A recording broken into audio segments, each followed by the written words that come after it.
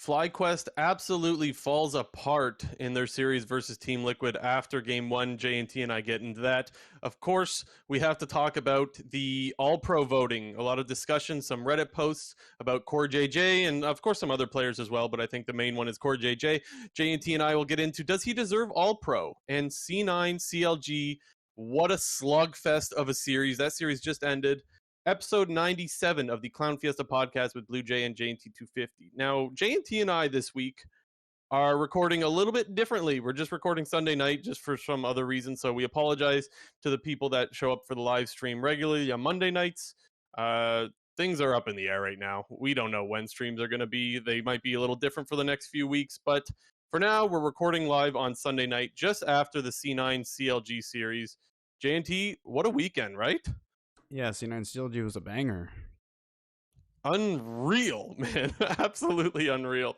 I guess we should probably still start with the TL and FlyQuest series that happened on Saturday.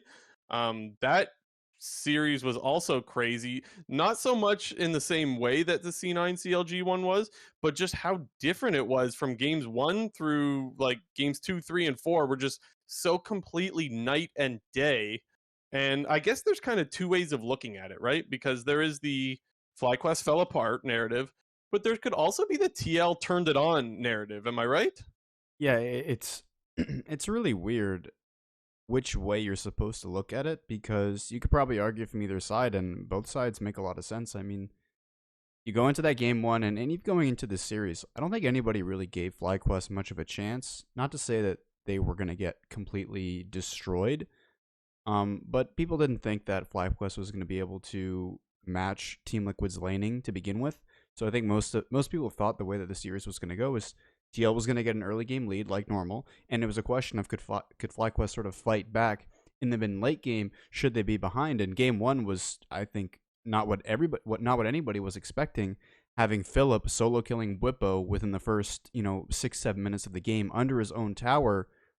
In this sort of, I mean, I can't remember. Did Philip get the counter pick or did Bwipo get the counter pick? Because I don't even remember. I don't remember either, but actually, I want to say Bwipo got the counter pick. I think I'm not sure though. I think it's probably safer to assume that Bwipo had the counter pick because we've really only seen his Olaf in counter pick situations. So I mean, that would probably make the most sense. But for Philip to come out and solo kill Bwipo within the first 5 or 6-7 minutes of the game was something that nobody was expecting.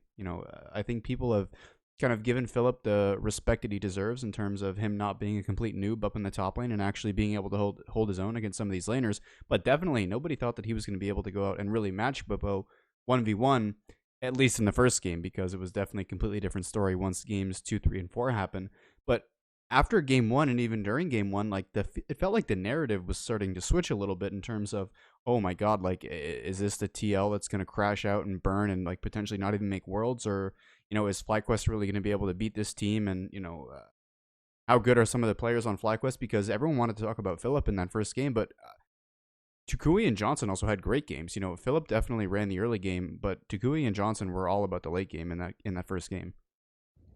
Yeah, and like I said, there's two ways to look at it, right? There's the FlyQuest point of view where it's like, how did they just crumble all of a sudden? And then there's the TL with how did they turn it on? I guess I'll start with the FlyQuest side.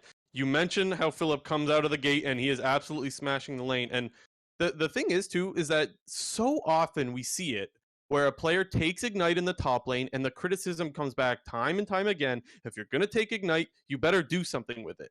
And the last guy or the last matchup in the world that you would expect someone to capitalize on that matchup with is Philip into Bwipo with regardless of the actual champion matchup. But like longtime veteran against what is obviously just a fresh rookie. He just started playing this split. And he did not look like he stood out whatsoever. Solo killing him under tower is like, look, a lot of people be like, well, that's just one play, but it's like it continued the rest of the game. Like he was absolutely smashing them when it came to team fights. He could hang around in side lanes. It didn't matter. He drew in so much pressure. And then games 2, 3, and 4, he could not live in a side lane, right? Like TL did not allow him to even exist in a side lane, and he overextended time and time again. And that's where the difference was to me. Now, you could also point to Jose Dioto, who did not have a particularly good series either. A lot of just not on the same page kind of engages. But for me, the difference as far as like night and day changes from game 1 to 2, 3, and 4 was actually Philip in the top lane. Yeah, and one of the things that I remember Doublelift talking about on the co-streams during this series was, how much of it was TL maybe disrespecting FlyQuest rather than, FlyQuest being so good all of a sudden. And this was kind of as, I can't remember exactly when it was, but it was sort of when TL was showing their dominance in the third or fourth game. I can't remember which one. But hearing that, it definitely does make some sense because you saw in games 2, 3, and 4, like Philip was getting, it was clear that he was a rookie in those three games of that series. Constantly getting caught out in side lanes. Bwipo was dominating him in the 1v1 in terms of the laning phase. And I think, it's a pretty fair question to ask was, if TL was disrespecting FlyQuest a little bit, specifically Bwipo. And I know he did the whole pro to pro thing with High on the, the analyst desk, and he talked about that solo kill and how, Bwipo was talking about a misplay on his end rather than Philip playing it well. And, to me, it kind of That's so classic, yeah, like, though, isn't it? Like, isn't that like the classic? That guy didn't play well. I just fucked up myself. That is like the classic. I love the saltiness. yeah, I've always hated that response just as like a fan. Like that was always the TSM response. Whenever they would lose, I mean, TSM did a lot of winning, and you can't knock them for that. But whenever they lost, it was oh, we played bad, not that they played well. And as like a Cloud9 fan at the time, who was always like they were always the underdogs, it would always just kind of piss me off a little bit. But Really, I don't. It doesn't bother me because I like the idea. It's just sometimes it's hard to get a read on are they really looking at their own gameplay here, or are they just like, I can't give that guy the credit, right? And so if it's I can't give the guy credit, then I'm totally with you. But a lot of the times it is just pro players are very self-critical of themselves, and we're not in their heads, right? We can't really know what they think. But I just thought like that is the classic. It's just funny to me. yeah, I only say it in the TSM's case was because they would only ever say that. Like I don't think one time ever they would always talk about how well their opponents played. Gotcha. And that was more of the thing there. But you know. I get you. After game one, I mean, this series completely flipped on its head. You saw a completely different Team Liquid when it came to the early game and even the late game, because the questions coming into the series and even during the regular season for Team Liquid was their early game is really good, and their mid and late game is not so good, and it can be a bit shaky at times, especially Bwipo in the top lane hasn't been the greatest team fighting top lane in the league this split. He's had a lot of good performances individually within the 1v1, as we kind of talked about before. Very often is getting the counter pick, his Olaf being one of those primary champions. We saw it was kind of his pick into Gwen. Then he had the set into Gwen against EG a couple of weeks ago. And, this series, we definitely saw sort of a different style out of DL and Bwipo, being more, team fight oriented and less lane dominant. And you could kind of see, I mean, Santorin basically ran the show in games 2, 3, and 4. Pretty much every gank that he made was successful. I still don't know how FlyQuest, like, they didn't get the playbook or something, because I think Santorin ganked mid at level 3 in every single game this series, and Takui just was unfortunately dying to almost every single gank, or at the very least getting his flash burnt. And I feel like a broken record at this point. Like, dude, Santorin always ganks mid at level 3. Like, it used to be like his Trundle only play, but for this whole year on Team Liquid, like, he's just always ganking mid lane level 3, and it's just advantageous for them and advantageous for Bjergsen. Gives him a lot of pressure in the lane when the enemy has to take a bad base, has to waste his TP, has to use a summoner. And it was just kind of surprising to see FlyQuest sort of make these same mistakes over and over in games 2, 3, and 4, because making the same mistakes over and over proves that you're not really learning from what's going on in the series. So I do completely agree with you that if you're going up against TL, you need to know what Santorin is going to do. But to give him credit, he has prided himself on always trying to change up his jungle path and gank in a different way, whether it be a different lane or a different path to the same lanes. He always finds a way to be unpredictable in his ganks. It's like, yes, we know he's going to gank at this time, but no one knows where it's going to be. So that's a really big plus, like, for the side of TL or just any team that has Santorin, is that he's so effective at making these ganks happen because his pathing gets, well, it's different from game to game, right? We've seen it all the way back to the days that he was playing for FlyQuest. That's why I know you say you sound like a broken record. Like, I don't blame you for sounding like a broken record. It's true. It's what we've come to know from him. And that, to me, is when we swap over to the Team Liquid side of things, of how did TL turn it on? It's that right there. Santorin got back to his game where he can influence the lanes from minute 2 and 3, I guess, well, 3 to be more accurate. And that's where we saw TL absolutely take over. Now, a lot of the concern out of TL this split, maybe this year, but mostly this split, let's say, is that they get these leads early, but they have trouble converting them into bigger leads when it comes to mid and late game or team fights. What happened in this series was like these leads were just so insane that they are unthrowable, right? And so if you're a TL fan and the concern is this team going to throw leads in the future? Like, yes, it's FlyQuest. What about a tougher opponent? I think those worries are still warranted, right? Because we did not see like 1 or 2K gold leads at 15. We saw like 6 or 6. I think we even saw like a 9K gold lead in one of the games. Yeah, Um, I was just looking at the gold leads here, but game 2 they had a 6K gold lead at 15 minutes.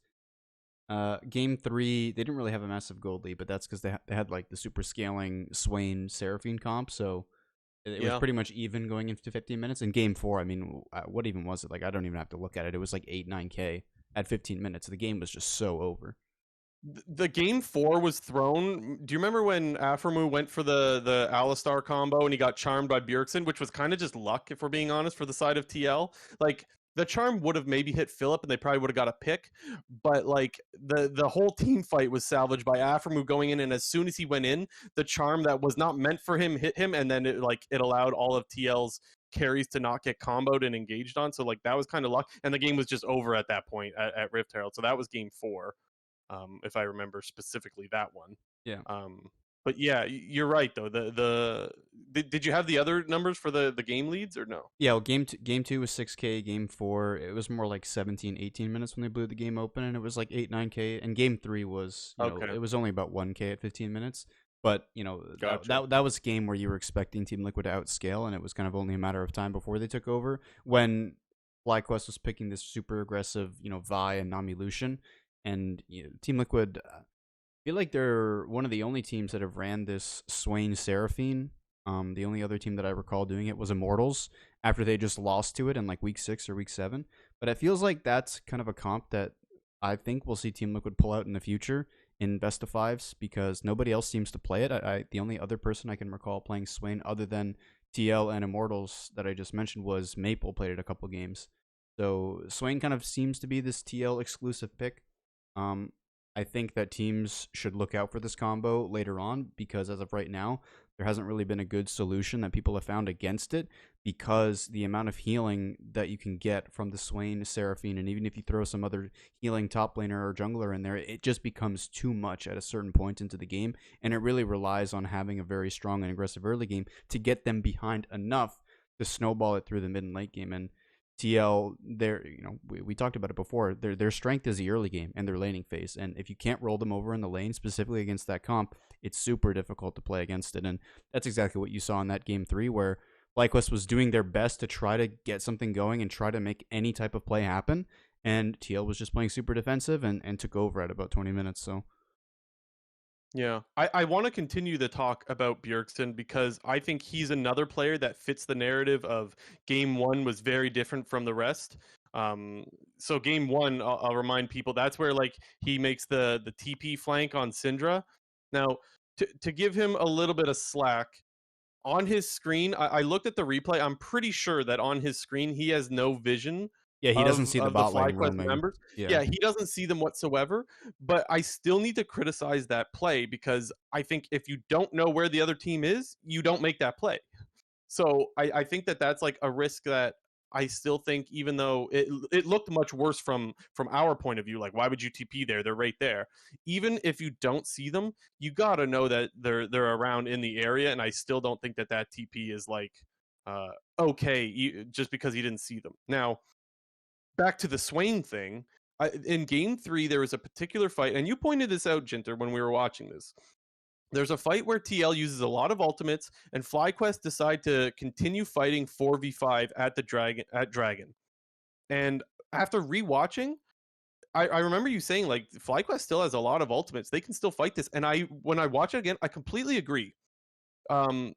The big thing is Bjergsen lands a really nice 2-man claw and it completely stuffs the engage. FlyQuest has all their ultimates up. It's a 4v5 that I think is right for them to take because you have to take a risk at some point. TL didn't have ultimates. This is your time to pounce, so to speak. And I think the reason why they weren't able to be successful in that team fight where they still had all their ultimates was Bjergsen, who just landed a very nice Swain Claw. I don't know if that's, what is that, his E? I think it's his Yeah, E. yeah. Um, and honestly, that was the reason why the engage didn't work. He just stuffed him, and like that's where I'm like, okay, Bjergsen turned it on. He's back on, like you said, his Swain is great, and he proved it in that game. That was game 3, I believe. I'm pretty sure it was game 3. And so I know that I think it was on the TriCast that like Sneaky Medios and Double Lift, one or two of them was saying like, why re-engage? Maybe all of them were saying why re-engage that. Looking at that play again, I think it was the right play. I think Bjergsen just outplayed them. Yeah, I mean, I remember watching it live, and TL had burned, I think, all their ults and FlyQuest, or maybe it wasn't all of them, but had all the major ones were down, and Fly had all theirs Most, up. yeah. And I think the Swaney insta canceled Johnson's culling. Johnson had a pretty rough game that game 3. Their non-elution was pretty ineffective. Yeah, I actually thought he team fought really well. He just didn't have any damage. Like there was Yeah, just no damage left. He was too far behind. So yeah. I kind of felt bad because a lot of the team fights he's like actually positioning really, really well. He's not doing any damage, so it doesn't freaking matter. Yeah, it's just when you can't run over the lane. Well, I mean, you're not. When I say run over the lane, I don't mean like you need to be destroying your tower at 10 minutes and whatever, but where you're not gaining a sizable lead when you're playing Dynami Lucian against these super scalers, you're just not going to be able to output enough damage to cut through all of the tankiness and healing that you're going to be going up against. And his build didn't really help that either. I mean, Gale Force is kind of the norm mythic on Lucian. However, I think you got to change up your builds depending on the game. We've seen a lot of the Gale Force, collector in like out east, and they've kind of swapped over now to the Kraken Slayer Bork. I think the Kraken Slayer Bork build is really, really good, and I wouldn't be surprised if we see more of that going forward, especially if we kind of see Lucian go back to the PTA, because they're doing this whole first strike thing with Lucian Nami, and once again, like you're really sacrificing your mid late game if you take this first strike rune, going with the current build path. And I just think FlyQuest kind of put all their eggs in one basket, specifically in that game 3, and they just couldn't do anything, and it just they kind of bet on themselves, and unfortunately they couldn't get it done. I'm glad you bring up the Lucian build in that game because that's actually where I was going next. I said that I think FlyQuest should take the fight, and I still stand with that. But if you want to make an argument against them taking that fight, Johnson wasn't able to finish his 3rd item yet, so I'm pretty sure he only had RFC and Gale Force. That is such a trash 2-item spike, by the way. Rapid fire Gale Force. Yeah, Like, exactly. that is so dog shit. Right. So if there is an argument for we can't take this fight yet, that would be it. But I still kind of like them taking the fight because I think Takoi could have done something had he not. I think he was the one. I think he got picked off by Bjergsen. I don't remember. I don't now, remember, but one of them was dead, and regardless, you're never going to have the perfect opportunity to take a fight when you're behind in items. Like, sure, you might finish your 3rd item, but they might finish their 4th, right? And so it's not as simple as, oh, just wait for my power spike to fight. You have to take the opportunities, even if it's like a 30-70 in their favor. You might have to take that fight because the longer the game goes, the worse it's going to get. So I didn't mind that they took that fight, and I do think it is fair to bring up their item spikes or lack thereof, though. yeah, and to them, it's just a question of is now our best chance to fight, or is a 5v5 3 minutes later down the line a better chance, but they're gonna have all their ults up, so it's always difficult to make those on the fly decisions, and no pun intended. But I think Nice. looking back on it, the decision that they made was a good decision, and it was just a good play by Bjergsen. That's all you can really say. When you get a double Swaney on priority targets and you cancel the Lucian culling, there's not much you can do. Now, again, just to get back to the difference between game 1 and game 2, 3, and 4, kind of what I don't know what the word is. Anyways, what I'm trying to say here is I'm losing my train of thought now. I wanted to talk about the difference from TL versus. Oh, right. Okay, I'm back now. TL blowing a lot of stopwatches in game 1. Now, for me, oh my god, when I saw this, oh my god, if you're a TL fan, right, you have to be in full panic mode, right, when you're seeing this, because I don't know about you, J&T, but I'm seeing that and I'm thinking these guys are choking, right? Did you get that sense, or was it just me? I don't know. Like game one was just. I feel like like that is just you got to erase that from your mind as a TL fan. Like looking back on the series, because even though it was a three, like we talked about this at the beginning, even though it was a 3-1, like games 2, 3, and 4 were such stomps that it feels like game one was a bit irrelevant. But I mean, game one in the moment watching the game, like it did look like they were choking. There's a lot Like of oh things my that god. you should be worried about watching game one from TL side of things, and I think specifically the COREJJ stopwatch is one that you're like, there is no world where you ever stopwatch there. And I realize like, oh, he used a cooldown that he shouldn't have used, not a big deal. No, like that is a big deal Stopwatch actually, is a because big deal. that could end up losing you a team fight later and ultimately the game. And so when we saw that, and there, I think Whippo also used his in the bottom lane as well. That was like, I don't know. I was actually really worried for TL at that point, and that's where you think, oh my god, they're actually going to choke this series, because there's also this like sort of uh I don't know. I guess we kind of saw with the LEC super team with Vitality kind of choking and not even making playoffs. Now there's like this scrutiny on super teams about like when are they going to choke, and so I was like, oh no, it's happening over here as well. And then obviously the rest of the series was completely different, but yeah, I think it definitely worried after game one. Stopwatch is just like one of those compounding tilting things when you like you're already losing and then you accidentally lose your stopwatch. Like, dude, whenever I'm playing and I buy a stopwatch and like I'm already losing, or I'm like my commencing stopwatch just happens and I misclick it in fat finger because I mean to potion, or I don't even know. I just somehow accidentally press it because I put my finger on the wrong key. Like it just will set me off. Like if I'm already losing, so I Yeah. honestly don't even blame them really if it was just like I mean CoreJJ's wasn't, a fat finger. He was trying to save himself, although why would you ever do that? But in Whippo's case, maybe he was trying to move the item around, or I don't know if he had anathemas at that point, but maybe he meant to like anathema somebody and he hit the stopwatch, and that would just like, oh my god, that would set me off. Yeah, I talk about them as if they're the same thing. They are not the same thing. Like Bwippo's a fat finger, you go, oh, whatever, life goes on. But the CoreJJ one was like, you could tell that he was just doing it to survive, and it makes you think his head is not in the game.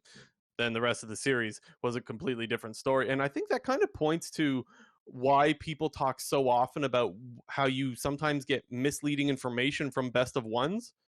It's because of game one. Yeah, Like that's true. let's say that was a best of one. We're having a completely different conversation right now. But of course, it's a game five. It's a 5 game series, and so you see different things. So yeah. Last thing I want to mention is from the FlyQuest point of things. I mentioned how a lot of it fell on the shoulders of Philip, and I don't think that's completely fair. Because the one thing that stood out to me a lot was that they continued to be late in their rotations to fights. So FlyQuest seemed like they wanted to fight a lot early, specifically around Heralds. It felt like every time they would rotate, they were late to get there. And it's like there's no point in even rotating if you're going to be late to get there. You lose so much tempo. And so that was something else that was very different as the series went on, and something that really cost them. And so I mentioned at the start of the segment how like the biggest difference was Philip. And while I think that's true, there is definitely some other areas of FlyQuest to point to. And I think that's one of them is just late rotations that will kill you every time. Yeah, I do think part of that has to do with I think how well Santorin was playing in the series, because it's really difficult to path around your jungle efficiently when True. you don't know where you can go. And Yeah. FlyQuest, at certain points in any given game, like they had no control of, parts of their jungle. And it always Yeah. When feels Santorin terrible. owns your jungle, you can't go in there. You're Yeah, right. and it just feels terrible to have to like take the long way around. Let's just say I'm just gonna throw out a random example. Let's say you have to walk from mid lane tier 2 to top lane tier 2. And normally, if you had control of your own jungle, you'd be able to kind of go forward, cut through the raptor pit, red buff, and through that little wall between the Krugs and the tower. But when you don't have vision of your jungle, you're forced to walk around, sometimes through your entire base, because there's that one bush that stood right outside the base gate, which they could be camping in. So it just adds so many seconds on to your travel time on the map. And I think in those cases, especially when you're seeing these games get really snowballed out of control and teams are showing up late to objectives, part of it is because like they just have to take the long way around, and the time for TL to get to an objective takes so much shorter than the time that FlyQuest needs to take there, because they either have to take the long way, be really kind of diligent about where they're walking and face checking and like kind of sidestepping to avoid potential skill shots, sweeping towards, like making sure that somebody who's going forward is tanky enough to do that, or if they have a pink. Like there's so many factors when you're behind, and it just kind of gets compounded the further and further you get behind. So it's definitely a difficult situation, but it's kind of, in my opinion, just credit to Santorin because games 2 to 4 it was literally all of him. It's a really good point. That's something that doesn't really show up in post game discussions. Is like, oh, this team had to take like really safe paths, and so their rotations were slow. I think that's a good thing to point out there, Jinter. Nothing else for me. It's still a good series just because I was really happy to see FlyQuest show up. Whereas we saw the predictions of all the analysts before the game. There was a lot of 3-0s and a lot of 3-1s in the favor of TL. For them to get the one game actually to me meant a lot. Because there was mostly 3-0 predictions. Yeah, I remember you gave him the 3-1. I gave him I said TL 3-0, but it kind of felt like a 3-0. Yeah, But I mean, they got the one, so yeah, I did give them the one, but yeah, like you're saying, like the game or the series still did feel very one-sided, and like you get that all the time, right? You get like really one-sided 3-2s sometimes, where like teams just steal some random games, probably by stealing Baron in some cases, or you get like really close 3-0s. This didn't feel like a close 3-1.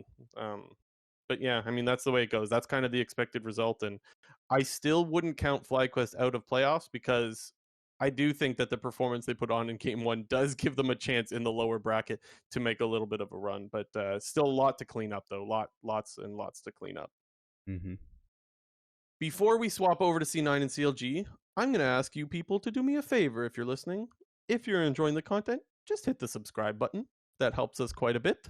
And you'll get the content in your feed the next time you open YouTube or whatever. So yeah, we're on a bunch of podcast platforms. You can find us on Spotify and Apple Podcasts and whatnot. Just look for Clown Fiesta Podcast. And yeah, thanks for doing us that favor if you hit the subscribe and like buttons. We appreciate you. Okay, C9CLG. This one's kind of fresh, and I don't know about you, JNT, but even though it's fresh, I still have like such a hard time remembering all that happened. Maybe it's because I watched so much damn League today. Is it just me? I don't know. I mean, it did just happen. So Well, the other thing too is like this game was so hard to put my finger on like who's performing well and who's running it down because I feel like there's like maybe half of the players in the damn lobby you could throw in by saying like these guys are popping off and then they're running it down after. Like what a up and down series. Absolute banger, by the way. Where do you want to start with it? I mean, I think the main I guess if you were to point out the biggest difference in the series, I think it would have to be the bot lane performances because for the most part, when Cloud9 was ahead and or winning, it was sort of off the back of Berserker, and when CLG was kind of misplaying and misstepping, and Cloud9 was taking trying to claw their way back into games like games 2 and game 4, were both kind of up for grabs. Even game 5, it was sort of Luger misplaying a little bit, and I think that, I mean, we were watching the co-streams, and I think both Doublelift and Sneaky, being AD carry mains, had a lot to say about Luger's performance, whether it came to how he was team fighting or his laning phase or whatever. And it's difficult because they're always going to have like a very different perspective from the average viewer. But I definitely think that if you were to point to the biggest kind of gap in the series, it was probably with the AD carries. But I don't think that kind of throws Luger's performance out the windows, because in the CLG wins where he was getting his hands on the Zeri, when he was popping off, I mean, he was popping off. You really saw that champion do a lot of work throughout the series, and it was kind of surprising to see Cloud9 put no priority at all whatsoever on the Zeri when Berserker has actually played a lot of the champions, specifically in the summer split. He got a pentakill on it against FlyQuest a couple weeks ago. It was one of his most played champions in both spring and summer from this year in total. And it was just, for me, really surprising to see Cloud9 continuously give it up and not really put any, any pressure towards it in the draft at all. I think the bot lane is a good place to start because that's pretty much where the series started. I'll take us back to game 1. They were just fighting and fighting and fighting. How many kills were there? There was like 7 kills in the first 7 minutes of the game, and it's because the bot lanes were just going at it. But you do point out that Cloud9 was kind of getting the better of them, and I think that game 1 is a perfect example. They were just kind of hard stomping them in the bot lane. Blabber kept coming down to the bot lane. They were diving over and over, and there was a pretty damn big lead in the bot lane right off the get-go. Yeah, and Callista. Normally, we've seen the Callista Renata be Cloud9's bot lane pairing of choice when they early pick the Callista. Cloud9 is kind of one of the few teams in the LCS this year that has been putting such high priority on the Callista. And I think CLG smartly took the Renata away from them right at the beginning of the draft because that's an obvious pairing. It's a pairing that Cloud9 really likes to go for. And, it was kind of with a lot of the enchanters up for grabs at that point, it was pretty surprising to see Cloud9 opt into the Ashe. When I say enchanters, like all the engaged supports were up as well. Like they could have gone Leona, they could have gone Alistar, they could have gone Nautilus. Everything was up, and they chose to go with his Ashe. And to me, seemed to be a really good pick. I mean, I say to me, but It was effective. looking back on it, it's a really good pick because Sivir is not a very strong champion in the laning phase. Renata isn't necessarily a kind of long range support, and what I mean by that is she doesn't really have those spammable spells like a Karma, like a Lulu, like a Lux or something, for example, that can Yeah, she spam has spells range, from but she five, doesn't six have the hundred. poke.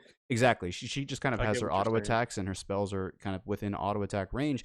And you could see the Ashe doing so much work in the laning phase, outranging both Sivir and Renata, even out damaging both of them with the Hail of Blades. And you kind of just saw Berserker just allowed to play as aggressive as he wanted to, and the things kicked off with him being too close to the tower for Poom to pull him into tower range. Berserker goes down and Sven responds with the kill, and they bring Blabber down to tower dive when the bot laners are level 2. And like you said, there was 7 kills in like the first 5-6 minutes of the game, and it didn't stop there because this whole series was pretty much bot lane centric, with Cloud9 opting for the Sivir and CLG opting for the Zeri, and it was kind of a battle of the bot lane styles where it was enchanters on CLG side and it was kind of engage on Cloud9 side. And then Cloud9 kind of figured out, it's like, well, why don't we just play Enchanter as well and buff up Berserker as much as possible? And in Game 5, you saw that guy completely take over. Well, and you know what else is funny in game? Well, something that works specifically with the game 1 draft is that like we talked last week, or not even last week. We've been talking all split long about how Contracts has been really aggressive and ganking a lot early, kind of like Santorin. But in this scenario, you have Callista with the Sentinel that kept finding Contracts every time he tried to gank. You have the Hawk Shot or whatever the Ashe thing is called. And so like ganking that bot lane who's playing very aggressive and very forward is so impossible because they both have these utility abilities that allow them to scout for vision. So that was something else that was like that. I mean, that would be effective in any game, but specifically with like Contracts who's just ganking nonstop and like is like screw camps, I'm going to gank. It's actually really, really effective against a jungler like him. It's funny, you saw multiple times where he's camping in the river brush, and Berserker sends out the Sentinel to spot him, and Yeah. after that, Cloud9's kind of they're throwing all of these vision cooldowns in sync with each other, because if they see him spotted on the Sentinel, 20 or 30 seconds later they'll throw the Hawk Shot. Everyone knows the Hawk Shot that you can do when you're kind of at the opponent's tower, and you can send it through their entire jungle to get entire vision of all their camps. And Cloud9 knew where Contracts was that entire game 1, and as you mentioned, basically gave them the freedom to do whatever they want. And game 1 felt like the most decisive game. I mean, maybe game 1 and game 4 were probably the two most one-sided games within the series. um you know uh, Going to the later parts of game 1, that's kind of where you saw Fudge take over on the Kennen. Kennen is a pick that we've really never seen at all this year. I want to say maybe FlyQuest were Maybe the a game or ones. two. I think maybe Yeah, FlyQuest I played it think we one did. time, or maybe it Yeah, was I being think played you might be against right. FlyQuest, but I can only recall one Mm. Kennen game the entire split. And Kennen turned to be a pretty high priority pick for C9 in the series, which was pretty surprising because that has not really been Fudge's style of champion. He's really kind of only on either tank utility or late game scaler, not this sort of massive team fighter. I guess I should say early to mid game team fighter as opposed to late game team fighter, because Fudge's strengths this split have been team fighting in the late game. And it was kind of a pleasant surprise to see Fudge do a lot of work on the pick. And I mean, if you want to talk about going into the future series, that's a pick for Cloud9 that you got to look at, similar to TL with the whole Swain thing. Yeah, I thought Fudge actually had a great series. Now, there is some criticism to be had for Dokla with the exhaust. Or maybe two of them were running exhaust that game. Were they both? There was one game where support and That top was were both game running 3, exhaust. I believe. Okay. Regardless, I think both games you could point to some poor use of exhaust and Fudge getting off these ultimates while not being exhausted. However, I would still give credit to Fudge anyways because, well, someone needs to force out these summoner spells. But not only that, even if you don't get the damage off, you do get a lot of CC by getting yourself in there as the Kennen. So, like, yes, you could always be countered your damage from exhaust, but to get in there is a skill and something that's really difficult to do as Kennen, and it's something that he was able to do pretty effective for the most part. And so I do think that even with the misplays from the side of CLG that made it look worse, I still think it was a very effective pick from Fudge, and I think it's one that I kind of want to see some more, if I'm being quite honest.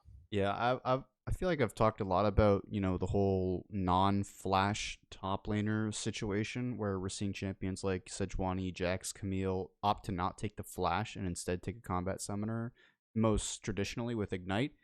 However, I feel like Exhaust, well, in theory, it's probably good because you can use it on the Kennen when he's going for these massive teamfight engages. In the grand scheme of the entire game, like they're so few and far between. Like in that first game, I can really only point to two situations where Fudge got this sort of massive team fight ultimate that was kind of game changing in air quotes. And I feel like in this kind of a game, you just take Spellbook and you take whatever summoner spell you want at the beginning, whether that's Flash or Ignite or even Exhaust if you want to do that. But having Spellbook just gives you that sort of extra flexibility and potentially more versatility in the laning phase because Ignite is a much more aggressive rune in terms of wanting to play with your jungler in order to kill the other guy, as opposed to Exhaust being kind of defensive in the laning phase where, oh shit, I'm gonna exhaust somebody and run away from a gank. And that's kind of where we saw is Dokla was just getting shit on by Cloud9 in terms of bringing jungle pressure up to the top lane, where on two separate occasions he just can't get away from the Trundle and the Kennen who just run him down after you exhaust one of them, the other one's just going to run you down. And I'm just really not a fan of this non-flash top thing. I think if you want to do it, take Spellbook because Grasp is really not a keystone in your laning phase this game in ranged versus melee matchups. I know Sejuani can easily get on top of champions with their Q, and it's really strong to do like the Q auto or like you get the full Frost procs and you get the massive E auto off. But you just take Spellbook, bro. Like it's so painful to watch these top laners continuously die to ganks where they don't have access to the flash. And in theory, it's good because Sejuani has like a dash on a 12-second cooldown. But just fucking take flash. Like it's just so annoying. I actually agree. You see it a lot. And look, I know that's like the easy take because we see them punished so often. Like, oh, if he had flash, he would have lived. And it's like, it's the easy take because it makes sense, man. You're throwing the game. You're just feeding the enemy team. It's free ganks top. Now, look, I know that that's not every Sejuani has been, inting when they take no flash, but the majority of them have.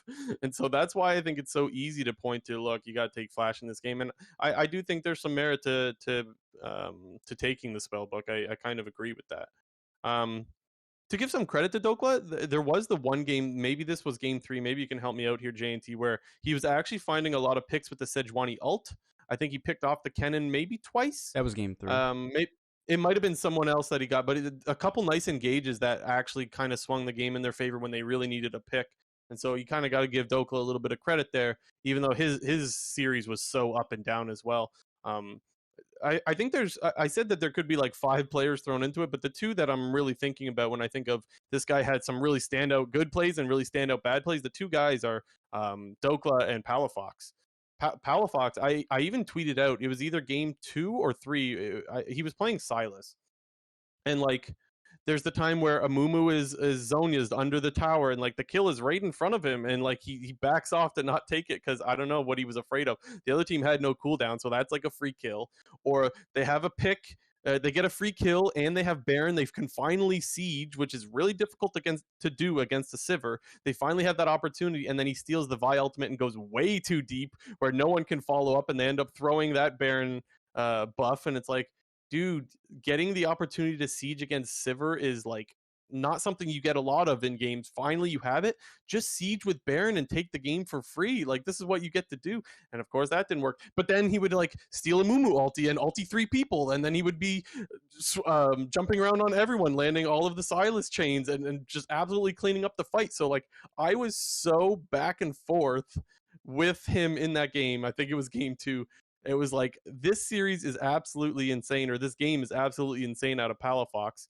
And then there's the Yone game. The Yone game, he's just erasing carries. So it's like, Yeah, just an absolutely crazy, crazy series from Palafox, and I couldn't put my finger on whether he was inting or whether he was 1v9 because I think we saw a little bit of both. Like the whole story of game two of Palafox trying to steal Sven's ultimate and Zanyasing the, they even called it out on the co-stream. They were talking about it was even before it happened when Doublelift kind of noticed that Sven was rushing to Zanyas. He was like, "Oh yeah, I've seen this as a tech that people in the LPL and LCK use against Alistar." Where the Alistar will rush Zanyas themselves as they see the Sylas steal the ultimate. However, we kind of saw that strategy become less and less effective over the course of the game as the Sylas ultimate goes on such a short cooldown. I think it's like 15 or 12 seconds at max rank. And in so many of these close late game team fights, like that was the longest game of the series, game two. But in so many of these team fights, past kind of level 11, you would see Sven, Zanya's, the Sylas ult, and then CLG just kind of back off for 20 to 30 seconds and then just do it again. And now you're Amumu who's rushed this item and has no other items and no other use really other than being an ult bot. Just his effectiveness is just so decreased for the whole game. And I feel like Sven didn't really learn his lesson throughout the course of the game because, I mean, he was still doing it, but multiple times in that game, you saw him stopwatch to try to cancel the ult, and he would kind of just kill himself because CLG would then just walk up to him and kill him. And game two was just a really funny game, kind of as you mentioned before, with Palafox doing a bit of like 1v9ing and then a bit of inting, especially with that play where he took the Violet and went in top lane. That's always like a funny, thing you see on Sylas is, these ults, when you steal them with Sylas, some of them are good in theory, and then, in practice they can be terrible because you think that stealing Violet is super good, but, Sylas really wants to be, spamming his spells, specifically his W within team fights, and locking yourself out of using your spells and sending you on a one-way ticket into their backline with, a relatively squishy champion for the most part is not always the best recipe for success. And you kind of saw CLG and C9 kind of trading back and forth in multiple games throughout the course of the series, with, throwing the game between one another. It definitely wasn't the cleanest of series, and Cloud9 kind of came out on top in the end. But like I said before, like games 2, 3, and 5 were completely up for grabs for either team. I think games 1 and 4 were really the only games that were kind of, I wouldn't even call them stomps. I would just say, clear-cut victories for one side because, this was anybody's series. And Cloud9, they were the ones to come out on top in the end. And I think the person I said at the beginning you really have to credit is Berserker. This guy, the whole series, he was just so incredibly clean. His team fighting is fantastic. His spell shields throughout the entire course of the series were just always on point. I don't think he missed basically a single spell shield when he was getting, a charm thrown at him, spamming Zeri Ws across the map, anything. It was just so nice to watch. Yeah, and ultimately, okay, let's talk a little bit more about Game 5 because Game 5 was a roller coaster. You have Jensen. Everyone's pointing to Jensen with the teleport, right? Like that's where oh my god, he TPs in a spot that he has no business TPing. CLG see it, they stack, and then instantly gets feared by Vex, and the game just feels over. It feels over. And this is where I feel really bad for Dokla because even though he popped off on the Akali game and he was an absolute monster there, I messaged JNT. I'm gonna flex here a little bit because I called it. I did. Yeah. I messaged JNT, and this was at the 28-minute mark of the game because I remember looking at the time. It was 28 minutes. Everything's going CLG's favor. And what did I message you, JNT? I just said something like CLG is going to throw this, and I said Sivir's going to pop off, right? Yeah, it was like something like CLG's going to throw this, but I mean at the time like CLG had just gotten Baron. I mean they have the Gwen scaling. I guess at the time it sort of looked like Zeri was sort of starting to outscale Sivir. But I mean, we kind of learned a little bit after that wasn't necessarily the case. But you kind of said it. You were spot on. It was just like CLG's gonna throw this, and I was like, I don't think so. Like they got Zeri's Karma. Like they're not gonna die. They got Gwen. Like she's not gonna die. She's Gwen. But I mean, it's like a minute and a half later, Dokla extends in a side lane, and this is where I feel bad because how many times have you and I talked about Dokla overextending in side lanes as being his weakness? I think I might have said it 4 times this split, maybe 5. And that's the thing that cost them the series is a mistake that he's made so many times this split. And I just know that if we know it, he knows it. And so he kind of bails out Jensen, who had the throw first. First, Jensen makes the Omega throw. Then Dokla overextends. And you just know that he's probably thinking about it right now, going, man, I don't know why I overextended there. I didn't see anyone on the map. I have no business being up that far. And that's when the game just completely swings in their favor. Literally a minute and a half or maybe 2 minutes after I messaged JNT, that's where he overextends. They take over and then things are start to swing in Cloud9's favor. And then, I don't know, maybe 5 minutes later, you see the team fight. And this is where I feel even worse because after you make a big mistake like that, you're like, okay, I want that team fight to get my chance to redeem myself. And the game winning team fight, we'll call it, from Cloud9 didn't feel like a team fight. They just ran down CLG and CLG couldn't do anything. Berserker was just ricocheting them and just evaporating people. It didn't feel like CLG had the chance to fight back, really. It just felt like they just got so hard clobbered and just ran. They were being hunted. Cloud9 was just hunting them. And that's how the game ended. And that's where I feel so bad. It's like everyone makes mistakes, but he made a mistake that he's made very often this split, and he didn't get the chance of redemption. Now, maybe he does later on in playoffs, right? Maybe Cloud9 loses their next series, and maybe they meet up again somehow. But for now, he doesn't have that redemption arc, and that feels really, really bad. Yeah, I feel like after, I mean, when the game initially ended, everybody wanted to talk about like Luger and him face checking that brush where Blabber, stunned him in the face, and the game, like everyone, to me, it seemed like everybody wanted to talk about Luger and how poorly Luger was playing that game, and how the whole ending sequence was kind of started by him when he face checked that bush. And I think, it's more accurate to talk about Dokla in that play, and unfortunately a mistake he's made a lot of the times this split. That was kind of really what started, that was the beginning of the end, really, was, him overextending in the side lane with no tower, no vision. It's just, it's a tale as old as time. Is that how you even say the saying? But I think it's that. But Dokla, Yeah, I think that's a saying. I think that's an expression. Unfortunately for Dokla, it's been a problem that he's had ever since Season 8, when he first came into the LCS, when he was on Optic, when he was kind of like this, 1v1 split push only guy, when he was playing like a lot of Fiora and a lot of Yorick, and that was his problem, was he was a strong laner, and, sometimes would overextend in the side lane. And when you're playing these kinds of champions that are very side lane focused, that have a lot of power and have a lot of power within your team fight,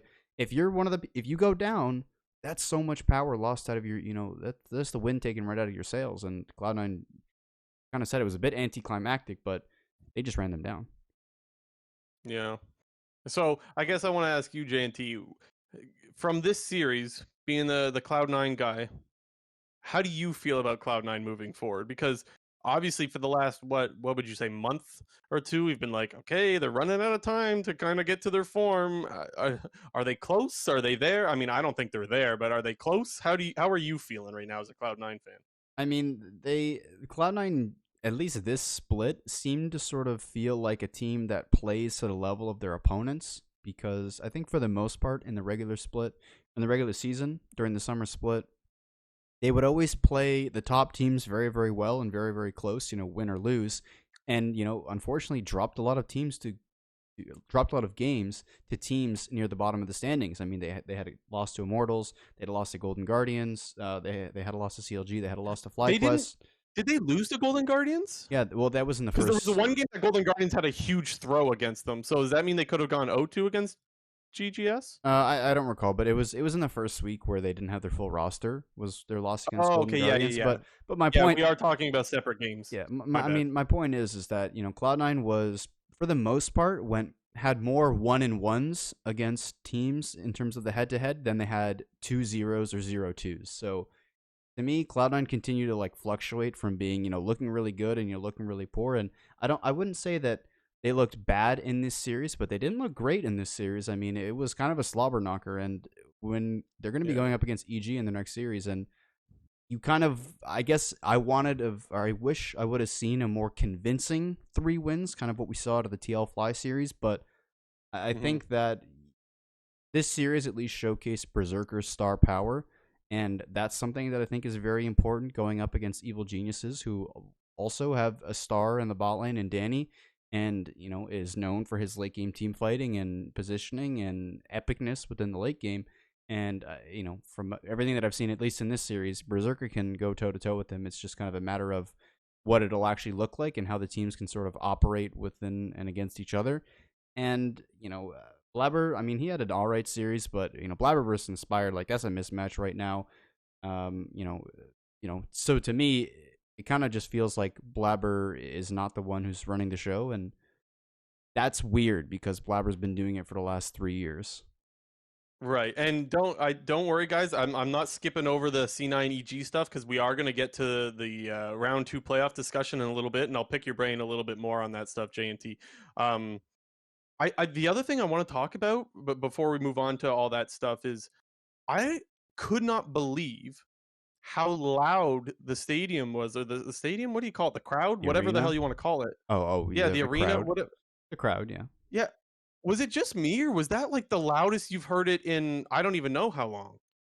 I don't know. It did feel. I mean, I don't know. I can't really tell.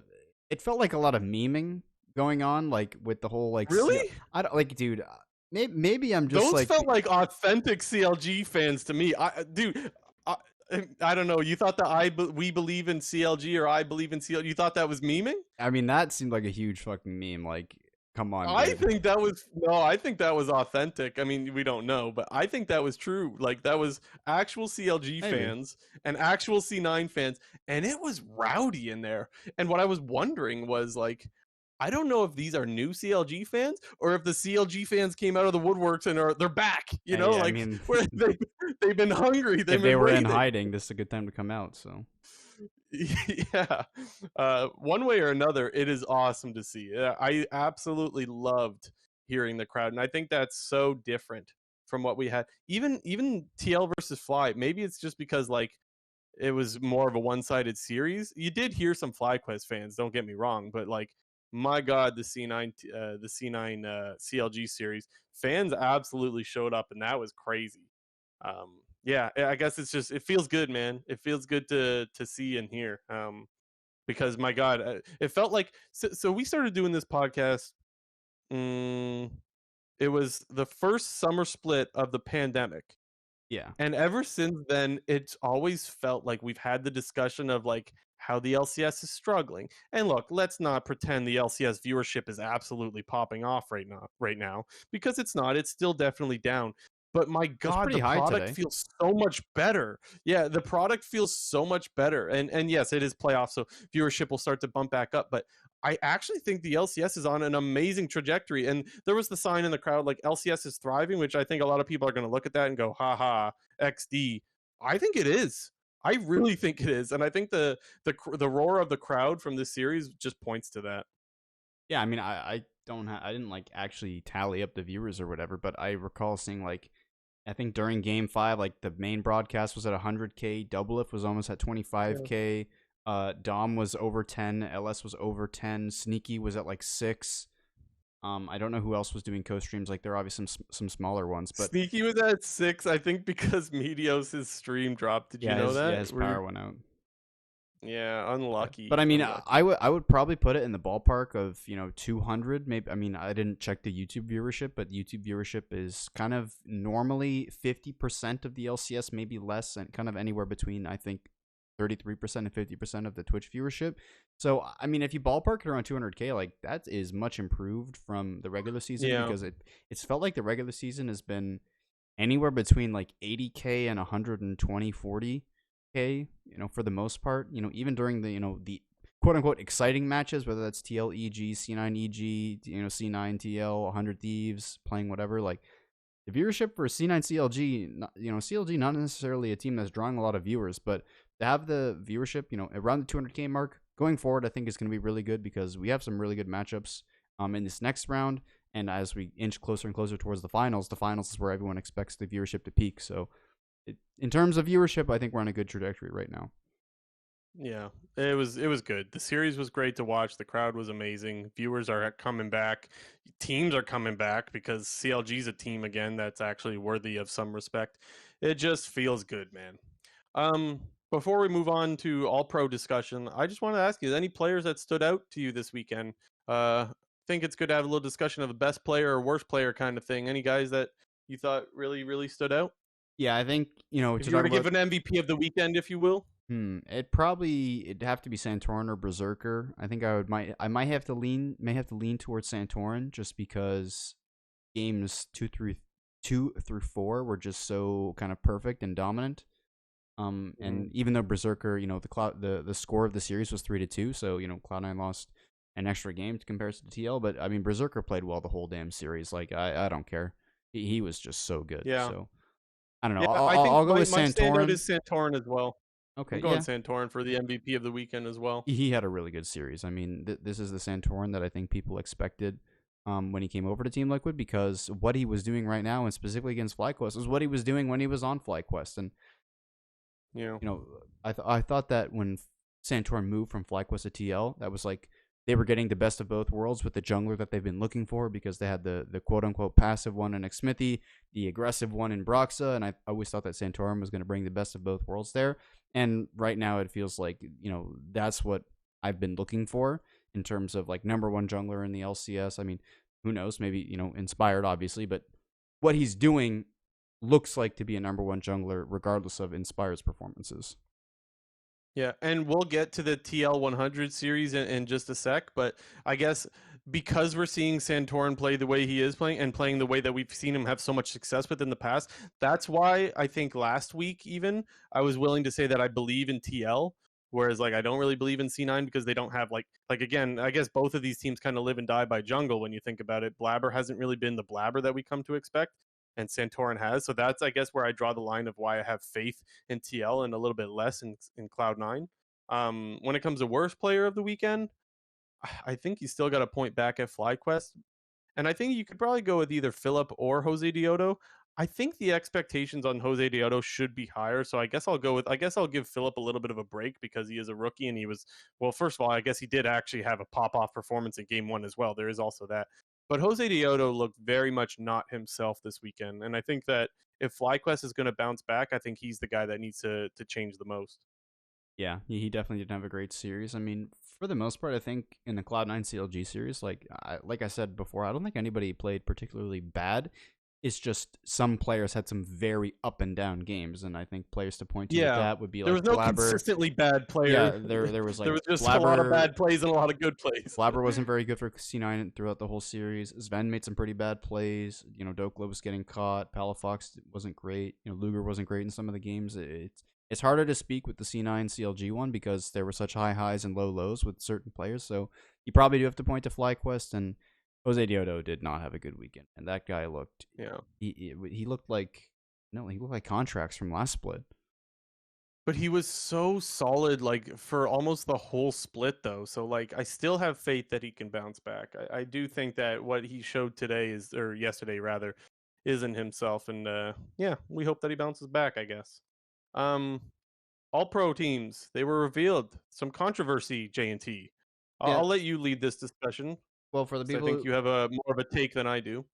yeah, so for the people that don't know, the All Pro teams got released. I think it was on Tuesday. The first team was all of EG except for the top lane, where it was Someday, which I think everybody expected. Someday was going to be one of the more unanimous first team All Pro decisions. Inspired actually almost got the unanimous first team All Pro. Shout out to the random third party media people screwing up the All Pro voting once again. The guy put Blabber somehow for first team All Pro jungle. I know Peter Dunn made some tweet about it. Like he didn't really care too much, but he was kind of like doing a little tap on the shoulder, like, "Hey, these media guys don't really know what the fuck you're doing." But to me, not very surprising that EG dominated the first team. I think I had 3 of them in my first team, but 4 EG plus Someday for the first team. The second team was Impact, Closer, Bjergsen, Berserker, COREJJ. It's kind of the name that people were really talking about a lot this past week in terms of name brand versus actual performances when it came to his worth of being on the All Pro team. And then on the third, it was Bwipo, Santorin, Takui, FBI, and Huhi. And so, like I was saying, Yeah. with the whole CoreJJ situation, I mean, we kind of talked about this, and I think it was even something that I mean, not to say that we saw it coming, but we weren't surprised that CoreJJ made the list because of his quote unquote name brand and him being a great support in the LCS for such a long time. However, like you really got to take a hard look at like each player split to split. I know CoreJJ has done so much for the LCS and has been such a great player ever since he came over in season 9. But let's be honest here, like he did not have a very good split. I mean, sure, he wasn't bad. He wasn't necessarily great, but to put him on the second team above the likes of Huhi, whom I had as my first team, and I think easily could have been either first or second, and to have amidst some other very, I think, worthy people Specifically, Aframu was the name that a lot of people, us included, were throwing around in Afro terms of, gets snubbed again. yeah, like, What else is new? has he even made the All-Pro team at all? Like, since, I don't know, man. after 100 Thieves? Because if it's felt like every single split, we are almost talking about Aframu, like, this guy should be on the All-Pro team. Like, maybe not 1 or 2, but definitely 3, because he puts in a lot of work for these undervalued teams. Well, and let's point to Johnson, right? Like, don't get me wrong, I do think Johnson is a good player, but like we've seen the difference of what Johnson is with and without Afromu. It's big. It's really, really big. And even another And player, I don't want like, to take away. I don't want to take away. Yeah, even Neo, right? yeah, I don't Neo. want to take away credit from these 80 carries, but like my dude, like it stands out. I don't know. For me, I'm so I mentioned this to you. I'm kind of jaded. Like I'm just like whatever, man. Every time there's like just some votes that just make no sense to me. And to be quite honest, I don't think CoreJJ was an All Pro. I will say it. He's not. Um, but I'm so past caring anymore because it's just going to be the same thing every time. Every time it's going to be the same. And like there's some things that like for me I had Abadage on my list. In fact, I had him number 1 and he didn't make the list either. But like for me like mid lane was really difficult because I think there was probably 4 guys that could have been put in any of the spots 1, 2, 3 and 4. I know 4 doesn't exist, but my point being that like those guys were all really good and really close. So that didn't bother me. And so I'm just like, whatever. Some people look at it a little bit differently. Some people weigh the early parts in the split more than they do the or less or more than other people, and like that's okay with me. But CoreJJ, we just have to be honest. He did not have that great of a split, and these other supports did. Where it comes to like Huhi or Vulcan or Aframu, like to me it seemed pretty clear cut. And then I do want to talk about because Mark Z tweeted out something. Do you remember exactly what he said? I don't have the tweet in front of me. Yeah, I mean, there was. I do remember what he tweeted out, kind of just talking about. I mean, I guess, yeah. Are you pulling it up, or I think I can? Yeah, I got it here. I got Okay, it. read it out. So he says it's so funny how all pro voting causes fans and people to rant about narratives and name value, giving certain players all pro that don't deserve it, i.e., CoreJJ. And then you check ballots, and he got the most 1-2 votes from players and coaches. ... And that's his tweet. But the problem with this, that the discussion that you and I have had is a lot of these players' opinions of another player are warped. Like, don't get me wrong. I don't think I'm more informed of a support than like if I'm Huhi and I'm voting. I don't feel like I have a more informed decision than him or some of the coaches or whatever. But their opinions are warped based off of scrims, right? It's hard to forget when one guy hard stomped you in scrims, but these awards are not for scrims. And I've heard players even openly admit many, many times that they don't watch all the games. And the decision for these awards are based off of the games. Am I saying I know more of the game than like some of these coaches? No, that's not what I'm saying. But what I'm saying is their opinions on these votings can be warped for things that shouldn't be, whether it is scrim performance or whether it is they didn't see that one game where this guy ran it down or this guy really popped off. So like that's the problem. It's not that I don't trust their opinions or their ability to rate players. It's that there's information that could warp what their vote is that shouldn't be considered. And that's the problem when it comes to players voting, right? Yeah, and I think that's the important distinction that you need to make is the LCS players and the LCS coaching staff representatives who get that vote. And to be exact here, the LCS players and coaches have almost 50% of the total All-Pro voting, because in this year there was 45 total voters. 20 of those were LCS players and coaches.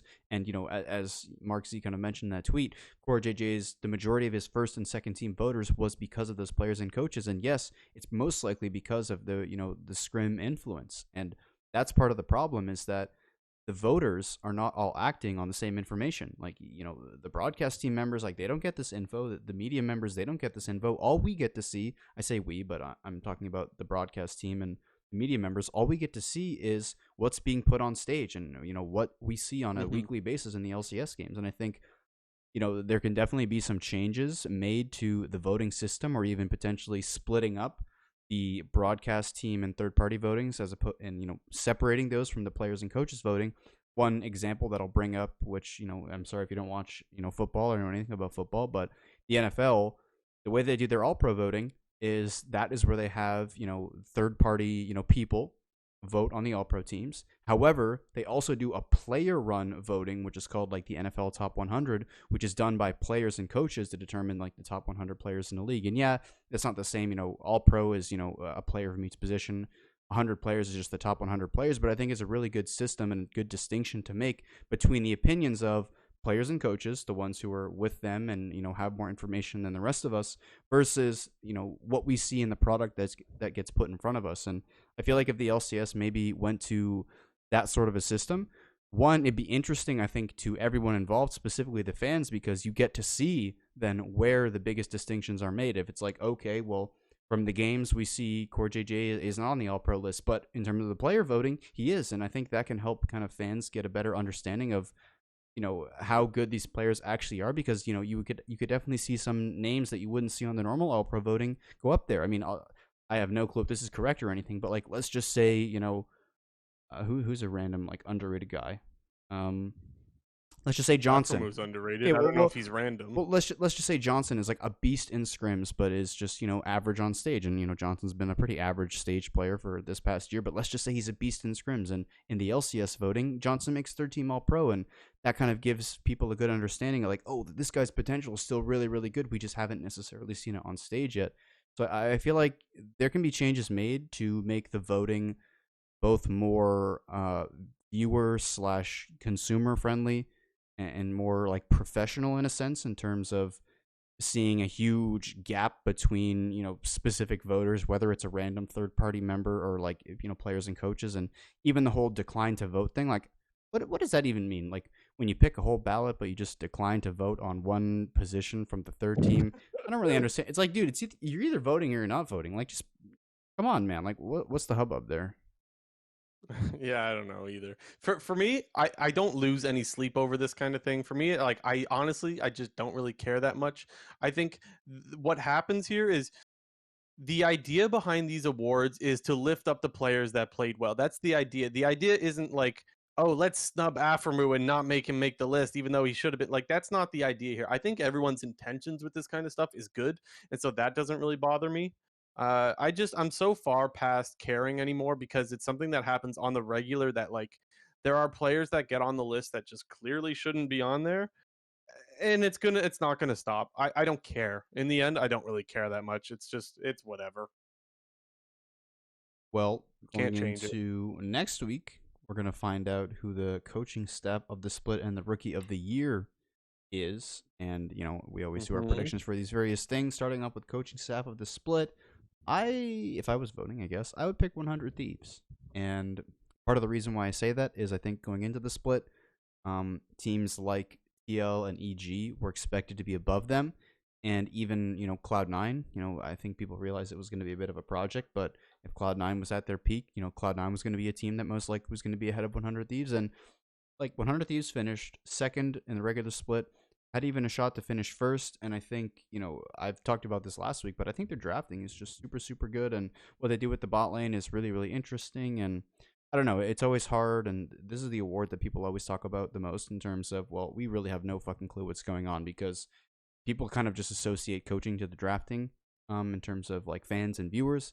But obviously they do so much more in the internal aspects of the team. But I thought 100 Thieves did a really good job this year, especially when it came to the expectations put on them and other teams in the split. Because I don't think people expected 100 Thieves to be the second place team and only one game away from EG. I think people expected TL to be better than them, EG to be much better than them, and some people maybe even had Cloud9 better than them. So I think finishing second and almost being first is a pretty good accomplishment. Yeah, that's a pretty fair argument. I'm going to go with Golden Guardians. I think that their coaching staff was absolute. I'm not even being serious a little bit. I'm just kidding. I think that was the biggest dumpster fire. Did I get you for a half a second? No, Come on. you Tell me I didn't. got You didn't, but then you started going down like talking, and I was like, "Is he being serious here?" I don't have good acting skills. I tried to keep straight face for as long as I could, and I lasted maybe 5 seconds trying to pretend Golden Guard. I think they're the obvious not winner. As far as coaching staff of the split, I know that I'm going to sound like a broken record every time we do this. We don't really know, honestly. Like, you have to go based off like either expectations for a team or like a team that like was really bad and then got really good. So I think a lot of people are going to point to CLG, to be quite honest. That team was kind of awful. You switch one player. Was Dokla that great that the team got much better? I don't think so. I think you got to point to the improvement. So I think it's going to be CLG. I would personally vote CLG. I wouldn't be surprised if it's still EG though. something to point out is that a lot of teams come back from MSI with the hangover, and they just kind of didn't. They continued to be the best team in the league, and they just ran with it and finished first still. So I think that's another one. There's probably a few that you could mention, but those are the two standouts for me as far as like who I think would probably be. I think CLG improved like crazy, and EG, who was supposed to fall off a cliff, which happens to a lot of MSI teams, just didn't. And even they weren't even that. I guess you could point to them as being a huge improvement as well, because even in spring they were kind of so-so. Now, mind you, playoffs they absolutely popped off. So maybe the improvement started before summer split, but I think you get what I'm saying here. They weren't exactly the greatest spring split team, and then summer they were, well, the best.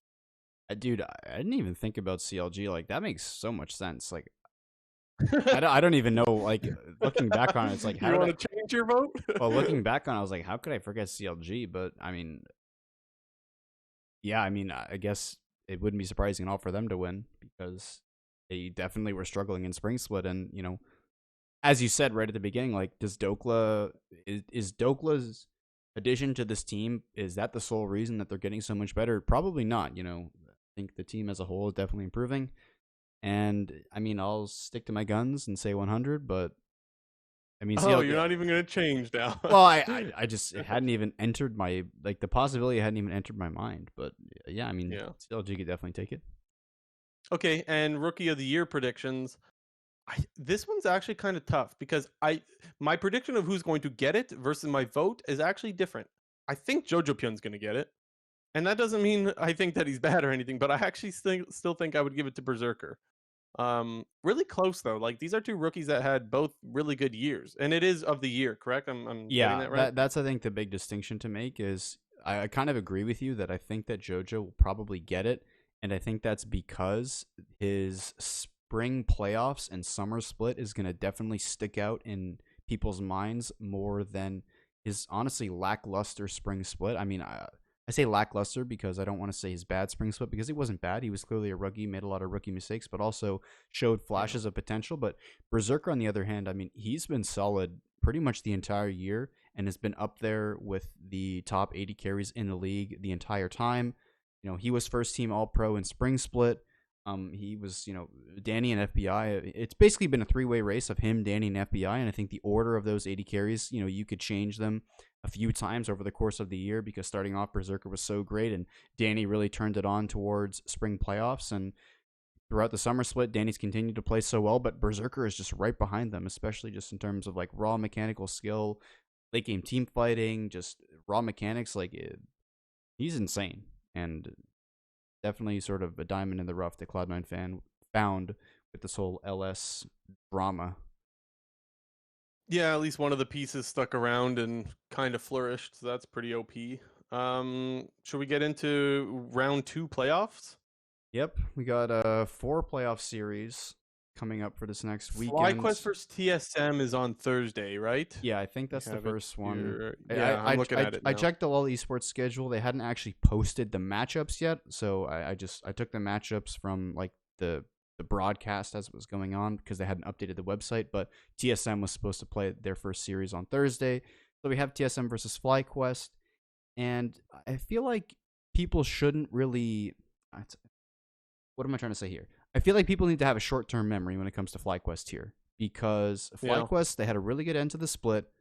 They finished 10-8, almost, we're in a tiebreaker with Cloud9 for 5th place.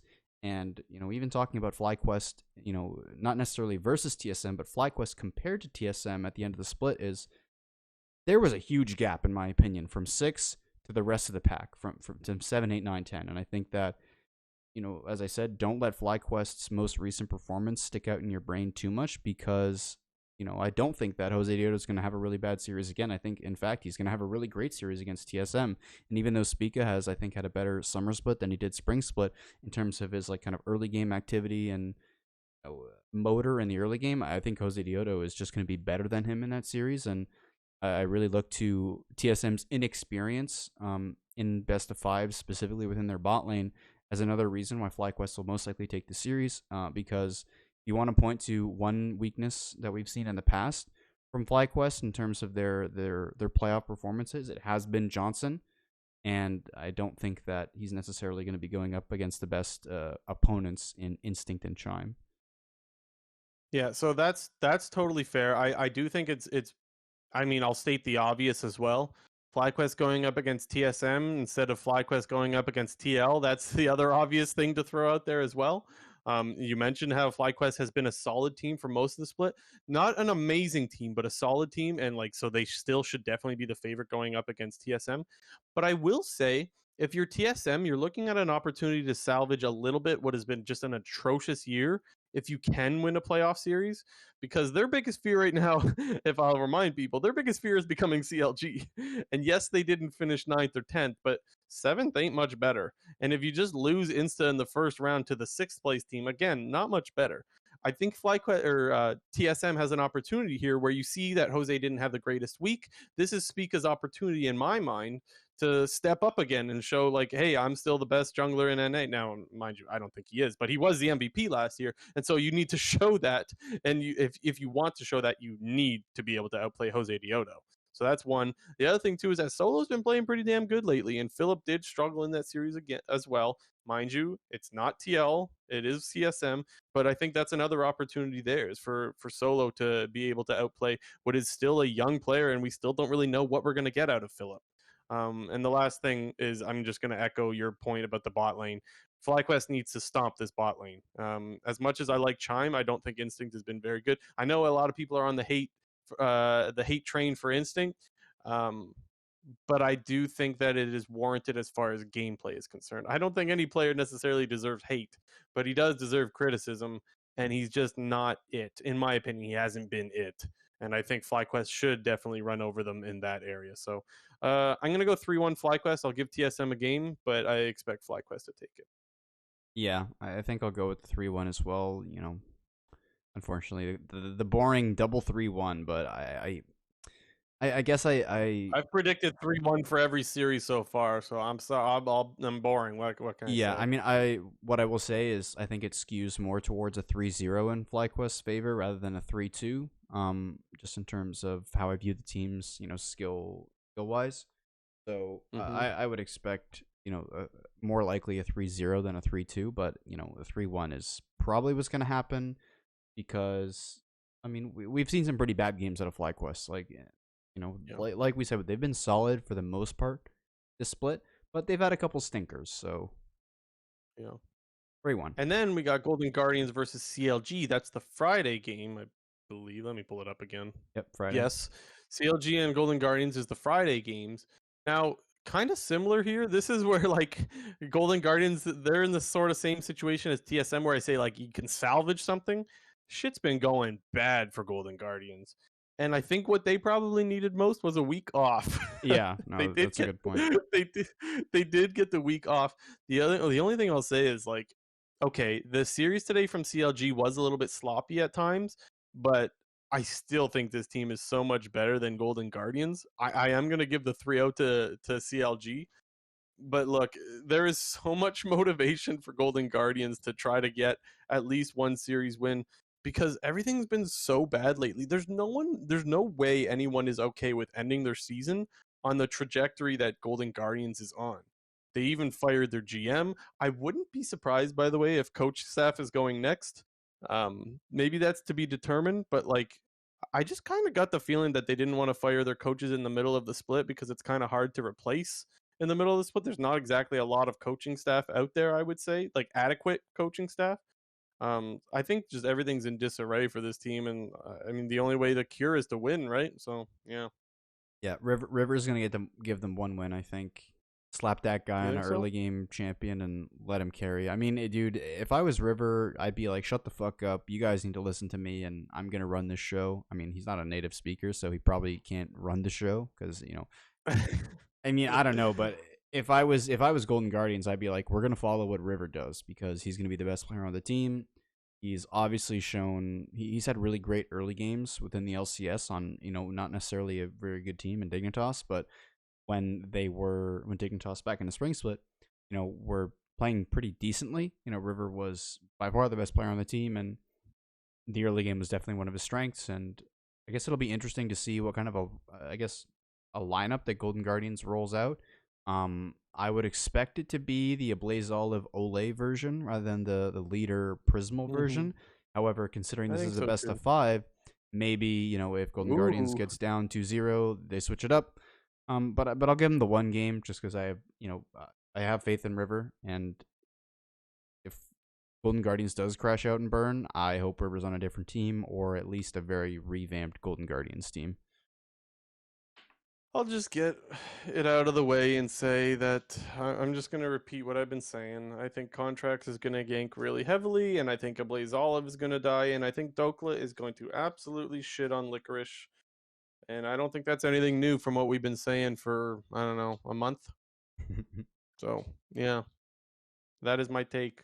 3-0 CLG. All right, enough of At this least I didn't take loser. 3-1 for once. Yeah, true. Enough of this loser bracket shit, though. We get to the bangers. Saturday, 100 Okay. Thieves versus Team Liquid. Now, this is a series that, I think for the most part, these two teams have always played each other very, very close. I think they've played each other 3 times now. Oh, Yeah. no. I'm not counting the first 3-0. So 4 times now. I would say You're counting three. like the Yeah, 2018 I or would whatever, say the first one? 3 much more recently, not including that 3-0 in the finals of 2018, but 3 very recently. And I think 100 Thieves is ahead of them 2-1 in that score. But if my memory serves me right, I think they've been 3-2s every time. Hmm. So I guess I'll put my prediction right out, right off the rip. I'm going 3-2 100 Thieves. Um, Hmm. I'm still gonna roll with the consistency of 100 Thieves, and I guess part of that is the game one against FlyQuest is sticking out a little bit, and although I will kind of chalk that up to maybe TL not necessarily respecting what FlyQuest is bringing to the table, but those are games where better teams are gonna just jump on you for every single mistake that you make, and I am gonna roll with the consistency of 100 Thieves over the potential higher ceiling of Team Liquid, but similar to Cloud9 of 2021 when they were struggling in Summer Split with the whole Perks roster, they never got back to that ceiling. And we haven't seen Team Liquid reach that ceiling. I mean, maybe the ceiling was that one Whippo game when he was playing Set against EG where they just ran them over in 20 minutes. Like, if that's the ceiling, great. I only saw it one time, and it was in a game that probably is never going to happen again. So I'm going to roll with 100 Thieves 3-2. But I think it'll be a really close series. I mean, I've said this before in other series, and maybe it's a bit of a boring answer, but I feel like I can see the series going a lot of ways with like maybe just they get 3-0'd or it's the other way around 3-0 or it's close 3-2 in TL's direction. But these two teams always produce banger series, so I'm going with the 5 games. This is one where I actually can't see the 3-0. I actually think this one is really close, but we are on the same page, J&T. I'm taking 100 Thieves as well. I did go back and forth with this one because I am very excited about how Santorin's playing, and I do think that that is kind of the lifeblood of TL. But I mentioned this maybe last week, maybe 2 weeks ago. I don't exactly see the hole in 100 Thieves lineup right now. They're all Yep, playing I agree. pretty damn well. And so that's kind of why I give the edge to 100 Thieves. I'm so excited for this series, man. I don't even know who I want to win, actually. Come to think of it, I think I want I don't really 100. I know. think I want 100 to win because then you're gonna put TL and maybe Cloud9 in a lower bracket, or EG for that matter. But you're gonna have like a pretty hype roster, not make worlds. And I would argue that the rosters of TL and Cloud9 are more like hype per se than the roster of 100 Thieves. So having the spicy storyline of only one can make it to Worlds between a potential TL C9 EG would make me want to have 100 Thieves win. So I guess that's what I would Hmm. say for that. So I meant to tweet this out and I just never got around to it because I always forget to tweet shit. But my take is that I actually think 100 Thieves is going to win the whole thing. I actually think 100 Thieves is going to win Oh, that's the a bit of a split. hot Yeah. take, I think. Yeah, I think that they look pretty damn good right now. Whereas like I do see some slight holes in the EG lineup. I guess we're should be talking about this series, but I guess I need to back up my reasoning for why I think 100 Thieves is taking the whole thing. I do see some slight holes in the EG lineup and I think that's most people's favorites. Where like I think someday we'll take care of Impact if that matchup happens. So that's the reason why there. And I also think that Abadage will take care of JoJo. Um, Again, it's not like Impact and JoJo are bad players by any means. I just think 100 Thieves is thriving a little bit more right now. But anyways, for this series specifically, I think Santorin is going to have to gap closer, which is a very difficult thing to do. I do think Santorin is actually playing better than closer right now, which I think says a lot because closer's great. but I think that's probably the win condition is they need to continue to do what they're doing with Santorin, and that's really difficult to do against 100 Thieves. So that's why I'm giving 100 Thieves the edge, 3-2, and this is the series I'm most excited for. It's going to be a banger. It definitely will be a banger. Yeah. I guess the other thing to point out is, I mean, we're talking about COREJJ earlier, but the bot lane, in my opinion, is more than a little bit 100 Thieves favored, because Yeah. normally you hear the names COREJJ and Hansama, and even before this whole league season of season 12 started, like everyone was thought like this bot lane is going to destroy everybody, and that has not been the case whatsoever. And while I think FBI and Hui have been steadily increasing throughout the entirety of the split, COREJJ and Hansama have just been super inconsistent, and even the good parts of their inconsistent haven't even been great. They've just been good. So I see Yeah. definitely a bot lane advantage for 100 Thieves in this series, and considering their flexibility, like I mentioned before, is just always an added bonus in best of fives. Yeah. Anyways, that one should be interesting. Santorin's got a much bigger test than the FlyQuest or the I don't even remember what games they had in the last week of the regular season. They played like Dig and Golden Guardians or something. We got a much bigger test for Santorin here, and I guess it's for all of TL. But again, I just keep going back to Santorin because I think he's their guy right now. We good to move on to Yep. EG and C9? Got So this one, EG. I want you to start because I kind of cut you off earlier just because I knew that we had to have this discussion eventually as well. So do you remember where I cut you off earlier when we were talking about the differences? No, You were not really. mentioning Inspired Blabber. yeah, I guess I didn't really. Yeah, okay, that is actually it though. I shouldn't say I cut you off, but I did want to save it. You mentioned inspired in Blabber, and I kind of wanted to ask you how you think the series is going to go in the jungle, seeing as we talk so often about how the junglers are important for these two teams. C9 has been live and die by Blabber since he started playing for them, and EG obviously has the MVP, who I think is 1v9 right now. How do you think the jungle matchup is going to go here? I mean, it's definitely hard to say. Even in the most recent game between EG and Cloud9, definitely was super inspired. Favored in that game. Obviously, that whole Vi triple kill, which kind of saved them from throwing the game. Ooh, It that was, one's fresh yeah, too. I know it's hard to not think about that, but I guess it's hard to say because I mean I guess I'll talk a little bit more broadly to begin with. I think Cloud9 has been one of the few teams that have played EG pretty close for the most part ever since EG's sort of rise to dominance within the LCS. Even within the the playoffs of last year, I mean EG 3-0'd their way to the title, but Cloud9 had a more competitive 3-0 than the other ones between TL and 100 Thieves on their way to the top. And even this past regular split, I thought that Cloud9, apart from Team Liquid, played EG the closest in the regular season. And it was also, even talking about those two TL games, it was like, TL smashed them on one. And then, in the other game, it was like them throwing with the Zillion, them playing the Zillion with the Lucian and, whatever. But I thought Cloud9 has always played EG very closely. But specifically back to the jungle, I think that Inspired's biggest strength has been, I mean, this split at least, has been his sort of skirmishing in the early game.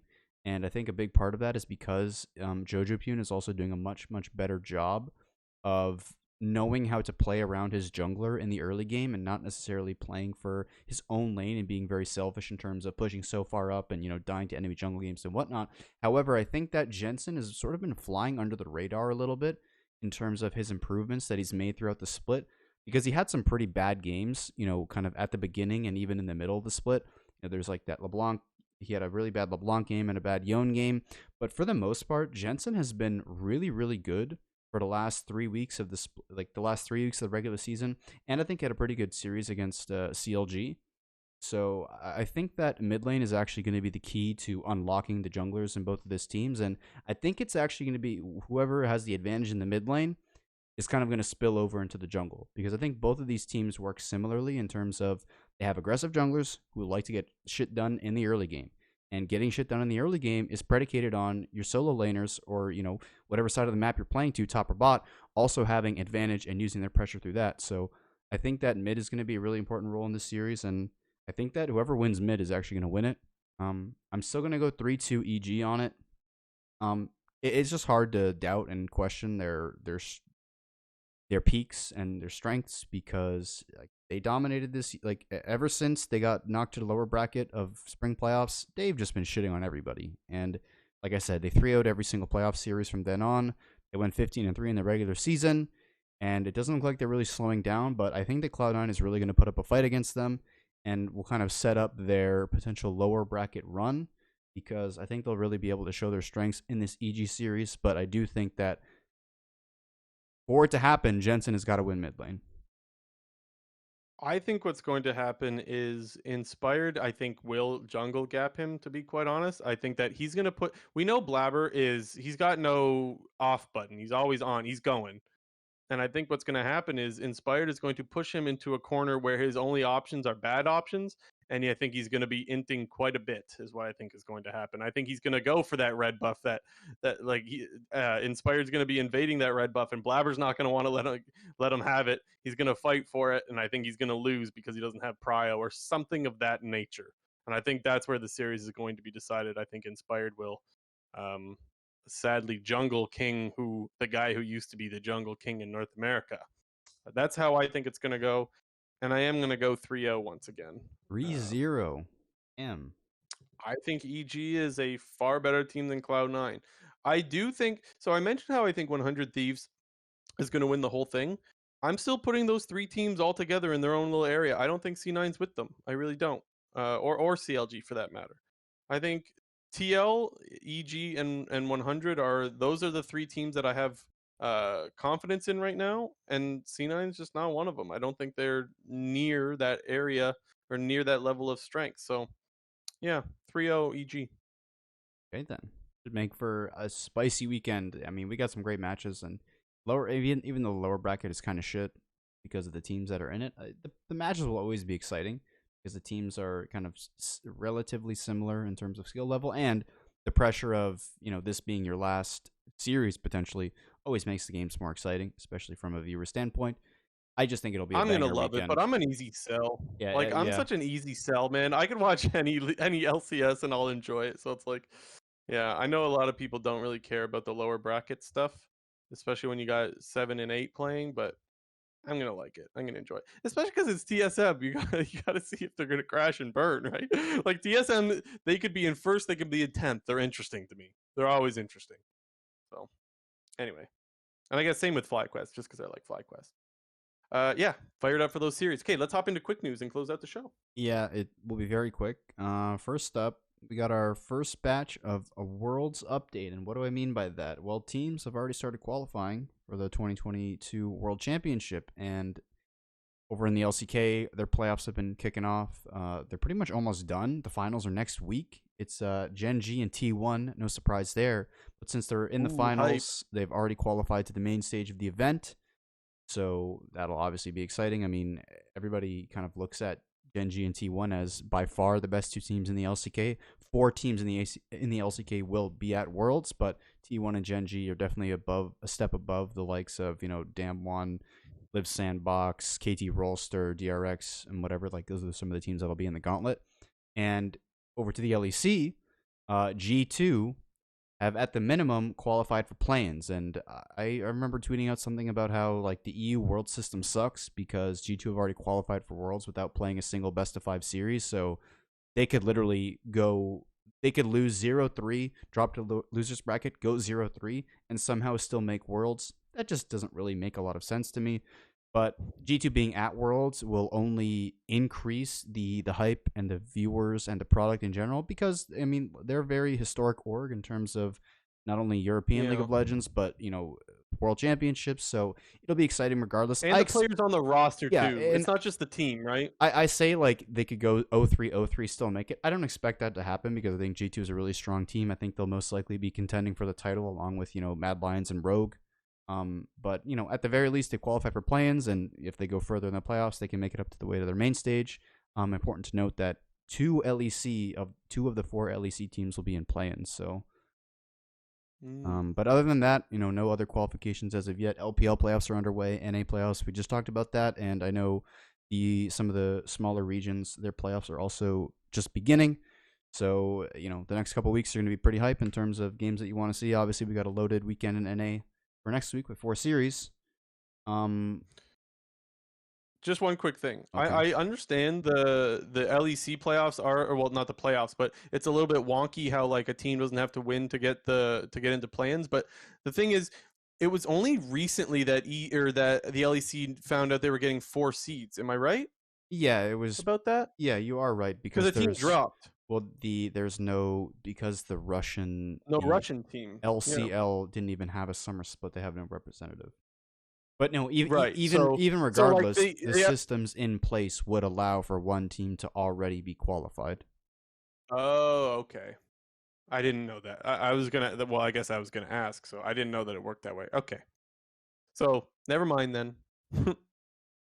Oh, also, LNG seems to be on some run. I don't know. Have you watched any of the LPL? I saw that No, LNG is like I haven't Doinby followed is the back. LPL at What's all. going on there? Yeah, I don't Where's know. Lamau LP's normally in the live chat? We need Lamau LP here tonight. I Yeah, guess I saw since him we're streaming on a dancing. different night. I saw him doing some dancing as like they won their series against. I think it was OMG, maybe it was V5. I don't even know. I think it was V5. Yeah, it was V5. Yeah, but he was doing his little Doinby dance. There'll be gifs of it on Twitter. You know, he's a funny guy. Oh, really? I haven't seen them yet. I haven't seen it. No, But he's yeah, funny. I don't know. It's just interesting because I had heard that they were struggling. Well, I say struggling, but struggling for like what you would expect out of Doinby. Well, and they have a And pretty yeah, stacked roster, let alone Doinby. Like they have Ale and Tarzan, and who else yeah, is? I mean, they have a good bot lane. I can't recall. I don't remember. But anyways, it's interesting because it's Doinby, right? Yeah. That's what's interesting. Let's be honest, he's the guy that. But yeah, anyways, they're on a little bit of a run. I don't know if they've qualified to Worlds yet, though. I don't think they have. No LPL teams have qualified for Worlds yet because they haven't started. I'll check right now, but I don't believe they've started the. I don't know what you call it, but My understanding is though is the that RNG. So I saw a tweet. I think RNG and V5 can't make it in the top 2 seeds. They have to be 3 or 4. I want to say it was Peter Dunn that tweeted. It might have been somebody else. I might be getting my names wrong, but I yeah, don't think those 2 teams can be the top 2 seeds. yes, because since they didn't like the LPL playoff bracket, it's very long, and you know LPL playoffs have been going on for like a week and a half now, or maybe even just a week. But I'm looking at it right now. So the top 4 teams that have been seeded into like the next part of the bracket, which also includes a losers bracket, are Top Esports, who was I think 1 in the regular season, JDG, who was number 2 in the regular season, and EDG and LNG qualified through like the first part of their playoffs, and since RNG and V5 dropped out, they are now in the gauntlet. So yeah, you are correct in that, you know, both V5 and RNG can't be the top 2 seeds, although both of them can still make worlds because the way that the qualifiers work, where the number 1 team who wins the split goes as seed 1, championship points go as 2, and RNG and V5 are already going to be in the gauntlet. So Gotcha. Okay. What else is on quick news docket? well, last thing that's on there is the last of the top 5 lists came out. The last one being ADC. No surprises at all here. Doublelift 1, Sneaky 2, Wild Turtle 3, Sven 4, and Sticksave 5. I think this is another similar to the top lane list in terms of everybody who is on there, you know, is top 5 and deserves that. I think the only position that people really questioned was Stixay being on the list. But similar to mid lane, AD carry is another role in North America that I think has a lot of turnover. And to me, when you're an AD carry that's been in the LCS for almost 6, I guess, yeah, it's 6 years now. And I think Stixay has been a solid AD carry for the majority of those years, even a top in some cases where, you know, the beginning of his days on CLG. I think he should be on there. Like, I don't know why I ever even saw Yeah, I people don't going like, question it. yeah, but he was the only person who's like, you could have put X player, but it's like, no, like he's on there. The list was good. Yeah, I good don't blame list. people for not remembering just how good he was. It was a long time ago that he was really, really good, but I would even say now I still think he's a good AD carry. Yeah, he's He might not solid. be great, but he's still good. Yeah, exactly. I would describe him as solid as well. I think that's a fair representation. So yeah, I don't mind the list whatsoever. And that's it. That's it. Yep. That is it for the episode. Now, JT, before we close out, I want to ask you: do you know when we're going live next week? Because this week we're a day earlier. Do we know Uh, when we're live again? I don't know. Probably Monday. So I'm gonna here's what guess. I'll say. So here's what I've been doing. So for those that aren't aware, we normally are live at around 12 to 12:30, just at midnight on the East Coast.